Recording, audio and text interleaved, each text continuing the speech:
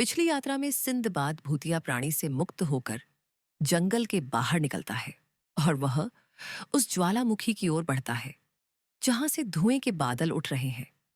जैसे जैसे वह करीब पहुंचता है, जमीन गर्म होती जाती है और रास्ते में काले पत्थर, टूटी हुई मूर्तियां और जल चुकी घास दिखाई देती हैं।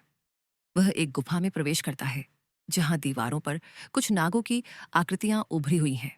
तभी एक जोरदार फुफकार गूंजती है। सामने एक विशाल नाग प्रकट होता है। उसका शरीर आग से बना लगता है। नाग कहता है, ये नागलोक है। यहाँ केवल वे आते हैं जिन्हें उनके कर्म बुलाते हैं। इस वाक्य के साथ ही सिंदबाद के चारों ओर सब कुछ बदल जाता है। सिंदबाद को नागों की एक रहस्यमयी सभा में लाया जाता है। सामने बैठा है नागराज, सोने जैसे तराजू वाले पंखों वाला एक प्राचीन नाग, जिसकी उपस्थिति से पूरा कक्ष चमक उठता है। नागराज कहता है, सिंदबाद, तू वह यात्री है जिसने श्राप झेला है, लेकिन अब भी सत्य के मार्ग पर चलने की चाह रखता है।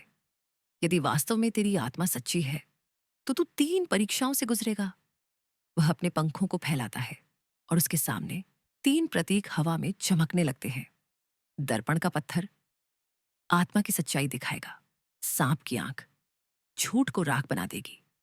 अमृतकण श्रापों को तोड़ने की शक्ति देगा, परंतु चेतावनी है, यदि तू झूठा निकला तो नागलोक ही तेरा अंतिम विश्राम होगा।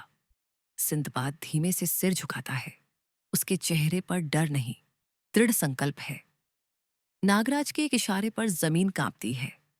सिंहासन कक्ष का फर्श खुलता है और सिंदबाद एक लाल पीली लपटों से भरी सुरंग में प्रवेश करता है। यह कोई साधारण अग्नि नहीं, ये उसकी आत्मा की परतें जलाकर उसकी सच्चाई दिखाने वाली परीक्षा है। जैसे जैसे वह आगे बढ़ता है, लपटें उसके चारों ओर घूमती हैं, कभी एक डरावना चेहरा बनकर, कभी एक पुरानी गलती की परछाई लेकर। आखिर में वह एक खुले स्थान पर पहुंचता है जहां एक चट्टान पर रखा है दर्पण का पत्थर। वह कांपते हाथों से उस पत्थर में झांकता है और देखता है खुद को, एक समय का लालची व्यापारी, एक डर से भागता हुआ व्यक्ति, एक अहंकारी नाविक। वह एक पल के लिए पीछे हटता है, उसका सिर झुक जाता है, लेकिन फिर वह आंखें बंद करता है, गहरी सांस लेता है और फुसफुसाता है, हाँ, ये मैं था, लेकिन अब नहीं। लपटें पीछे हट जाती हैं। दर्पण का पत्थर अब नीली चमक में बदल गया है और सिंदबाद उसे अपने पास रखकर आगे बढ़ता है।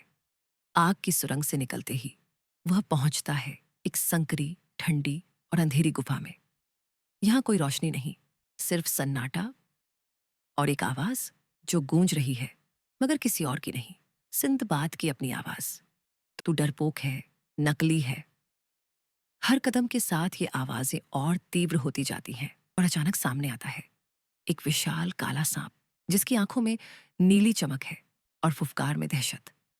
यह कोई आम सांप नहीं, ये उसके भीतर का डर, संदेह और अपराध बोध का रूप है।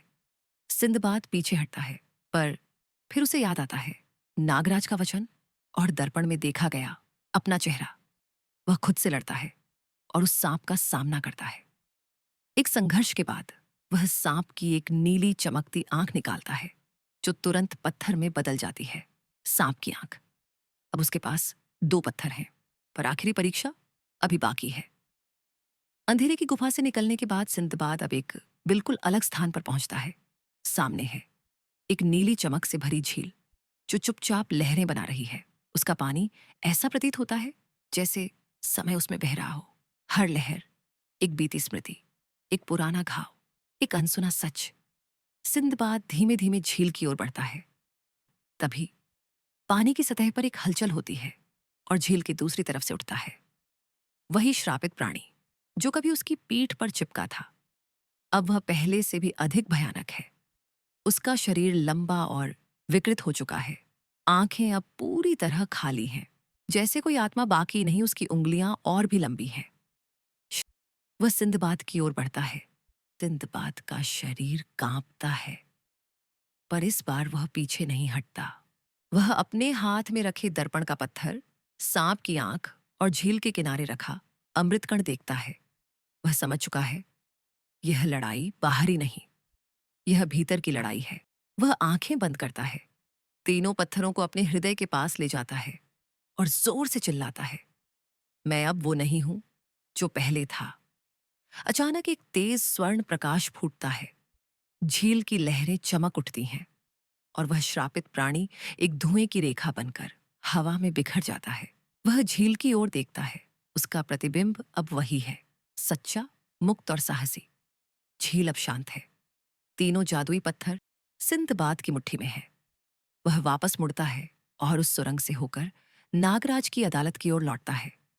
नागराज अपनी विशाल आंखों से सिंदबाद को देखता है। उसके पंख अब चमक रहे हैं, जैसे किसी नई रोशनी से भर गए हों।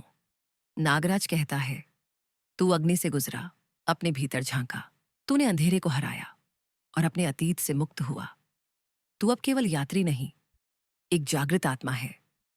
नागराज के शब्दों के साथ ही पूरा कक्ष एक प्रकाशमय अंडाकार ऊर्जा में बदलने लगता है।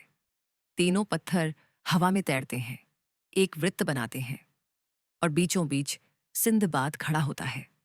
सिंदबाद की आंखें धीरे धीरे बंद होती हैं और फिर सिंदबाद नई भूमि में पहुंचता है, जहां रेगिस्तान है, पुराने खंडहर हैं और एक अजीब घंटी की आवाज। देखिए अगले भाग में रेत की रानी और खंडहरों का रहस्य। अगर आपको ये कहानी पसंद आई हो तो लाइक जरूर करें और ऐसे ही और प्यारी कहानियों के लिए हमारे चैनल दादी माँ की अनमोल कहानियां को सब्सक्राइब करना ना भूलें। फिर मिलेंगे एक और नई जादुई कहानी के साथ। तब तक के लिए अलविदा।